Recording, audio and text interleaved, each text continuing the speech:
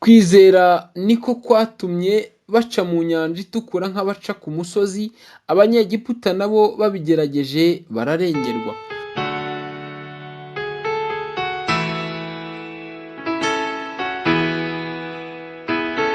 Twongeye kubasuhuza mwebwe abakunzi b'ikiganiro Inzira y'Umusaraba, amahoro y'Imana nabe kuri mwebwe kandi umugisha wabumva ijambo ry'Imana ukomeze ugere kuri mwe, Imana ikomeze ibishimire, ikomeze ibiteho kandi namwe ikomeze ibambutse byinshi nk'uko tugiye kwiga amagambo y'Imana.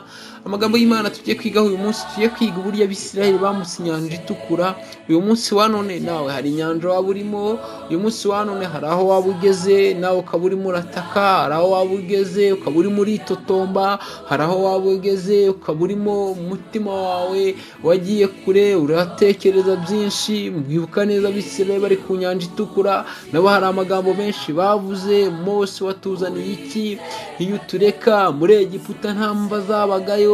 Bamubwira amagambo akomeye, iyo utureka tugakomeza tugakorera Abanyegiputa ko biruta kuza gupfira hano mu butayu. Ayo ni amagambo menshi bitotombye. Icyo gihe bari bageze ku nyanja itukura, Farawo yarabakurikiye. Nababwira iki? Tugiye kumva ijambo ry'Imana ribuze kudufasha, ribuze guhembura njye nawe, kugira ngo uyu munsi wa none tumenye ko hari byinshi Imana itwambutsa. Tureke kwitotomba, kuko n'ibiri imbere twebwe tubona nk'inyanja itukura, Imana izabitwambutsa. Tugiye kwiga amagambo y'Imana dusanga mu gitabo cyo mu Kuva. Igitabo cyo mu Kuva ni igitabo cya kabiri cya Mose, cyangwa se iyimuka Misiri ku bafite Bibiliya ntagatifu. Tugiye gusoma ijambo ry'Imana, igitabo cyo Kuva ibice 14, duhere ku murongo wa 8. Haratubwira ngo Uwiteka anangira umutima wa Farawo. Tugiye guhera ku murongo wa 8 tugeze ku murongo wa 15, twumva iki ijambo ry'Imana ritubwira.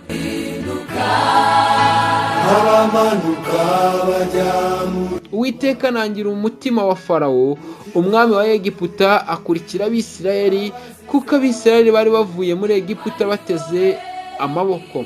Abanyegiputa babakurikirisha amafarashi n'amagare bya Farawo byose, n'abahetswe n'amafarashi be n'izindi ngabo ze zose babafatira babambye amahema ku nyanja iruhande rw'Ipihahiroti imbere y'Ibarisefoni. Farawo abatuze, Abisirayeli bubura amaso babona Abanyegiputa bahuruye inyuma yabo, baratinya cyane. Abisirayeli batakira Uwiteka, babaza Mose bati, nta mva zari muri Egiputa kutuzana ngo dupfire mu butayu? Ni iki cyatumye utugirira utyo kudukura muri Egiputa? Si ibyo twakubwiraga muri Egiputa tuti, tureke dukorera Abanyegiputa, kuko ikiruta ari uko dukorera Abanyegiputa biruta ko dupfira mu butayu. Mose asubiza abantu ati, mwitinya, mwihagararire gusa murebe agakiza Uwiteka ari bubazanire uyu munsi, kuko Abanyegiputa mwabonye uyu munsi mutazongera kubabona ukundi. Uwiteka ari bubarwanirire, namwe mwicecekere. Umurongo wa 15 uravuga ngo Uwiteka abaza Mose ati, niki gitumye untakira? Bwira Abisirayeli bakomeze bagende. Haleluya! Imana ihabwe icyubahiro. Haleluya! Imana y'amahoro nishimwe kubwira ijambo kandi itwigishe byinshi. Uko ukomeza kurisoma nawe kuryoherwa, uze kurisoma wumve amagambo arimo. Dusoreje hano ku murongo wa 15 uvuga ngo Uwiteka abaza Mose ati, niki gitumye untakira? Bwira Abisirayeli bakomeze bagende. Uko ari wowe Mana yanjye. Inshingano ya mbere dufite uyu munsi ari nayo nyamukuru ni ugukomeza urugendo, dukomeze tugende. Ariko twumvisha hano ijambo ry'Imana ryatubwiraga uburyo Abisirayeli bavuye, bari batatswe n'umwami Farawo. Umwami Farawo icyo gihe abyumva, yafashe amagare ye, yafashe ibintu byose by'intambara arabijyana, afata amagare, yafashe amagare afite n'umubare. Ku murongo wa 7 ibice 12 umurongo wa 7 uravuga ngo mu Kuva haravuga ngo ajyana amagare 600 yatoranijwe n'andi magare y'intambara y'Abanyegiputa yose n'abatware bategeka abayirwaniriramo. bose. Urumva yafashe amagare angana ate? Yafashe amagare 600 yatoranijwe y'intambara, nawe ubyumve, ayakurikije Abisiraheli kugira ngo abishe abarangiza, afata n'abandi batware ndetse n'abagendera ku mafarashi bose, aravuga ngo ngiye nkurikiye Abisiraheli. Ibya mbere byabanje ubwoko bw'Imana kugira ngo buve muri Egiputa byabaye kwihesha icyubahiro cyane kuri Farawo, ariko ntiyanyuma. Impamvu atanyuzwe n'iki? Yuko bagiye nuko Imana yari yaravuze ngo nzihesha icyubahiro kuri Farawo n'andi mahanga yose amenye ko ndi Imana, nta yindi Mana iri hejuru yanjye. Hanyuma Imana yaje kubikora. Farawo yakomeje kunangirwa umutima n'Uwiteka, aravuga ngo Abanyegiputa bakoreraga Abisiraheli bakoreraga Abanyegiputa bari bagiye babumbaga amatafari babumbaga abantu b'Imana, bakoze uburetwa bukomeye. Ndababwiza ukuri uburyo byabagendekeye bikubayeho bugingo, sinzi uko waba umeze. Uburetwa bakoze, babakoresheje uburetwa, hanyuma bageraho igihe bakuyeho. Hari uburyo muri kino gihe tubare umufundi afite umuyede, icyo gihe niba barabumbaga amatafari bakoresheje ibumba, hari inganagano bakoreshaga. Izo nganagano bari bafite abantu bazibazanira, bakabumba amatafari angana n'umubare gutya. Hanyuma igihe babonye ko Imana ishaka kubakurayo, Farawo yahise avuga ngo mubareke n'inganagano ntimwongere kuzibaha, bazishakira. Ibaze kugutegeka umubare w'amatafari n'inganagano ukazishakira. Bahuye n'ikigeragezo gikomeye. Imana ibona gutakamba k'ubwoko bwayo, kuko yari yarabisezeranye n'umugaragu wayo Aburahamu, Isaka na Yakobo ko izabajyana mu gihugu cya gakondo. Hanyuma Imana ibona kuniha kwabo, aho bari Gosheni, aho bari muri uwo mudugudu w'i Gosheni, niho bari batuye cyane, niho Yosefu yari yarasabiye Abisiraheli abariho bajya gutura.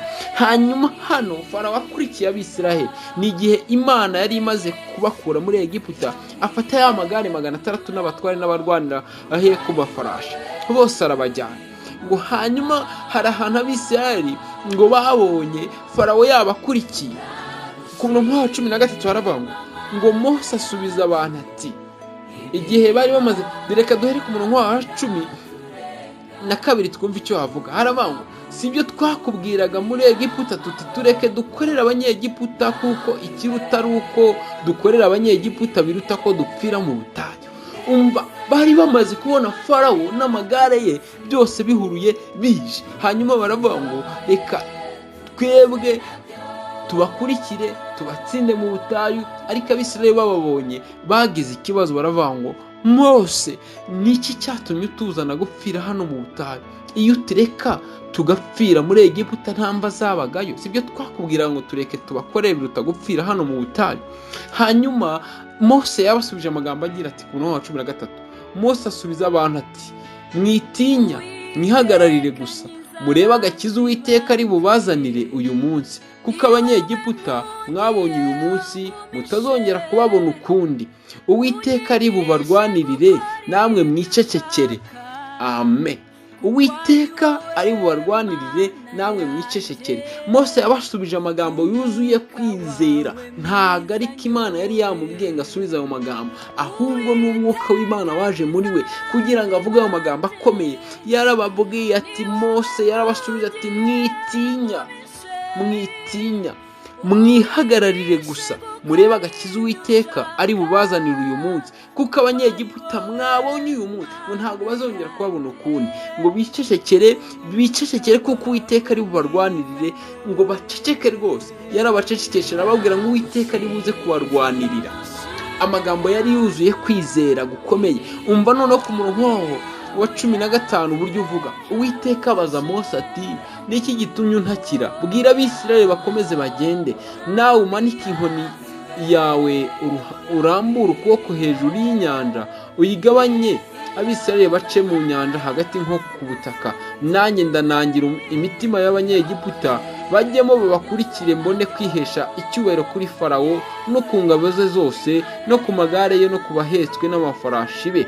Abanyegiputa bazamenya yuko ndi Uwiteka nimara kwihesha icyubahiro kuri Farawo no ku magare ye no ku bahetswe n'amafarashi be. Amen. urumva icyo Imana yakoze aho ngaho.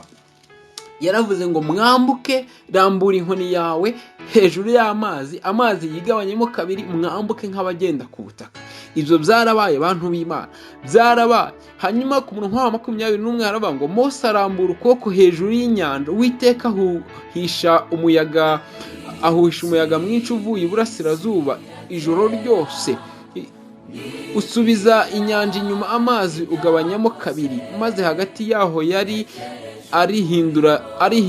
arihinduka, hagati yaho yari hahinduka ubutaka bwumutse. Abisirayeli bajya mu nyanja hagati, baca nko ku butaka, amazi ababera nk'inkike iburyo n'ibumoso.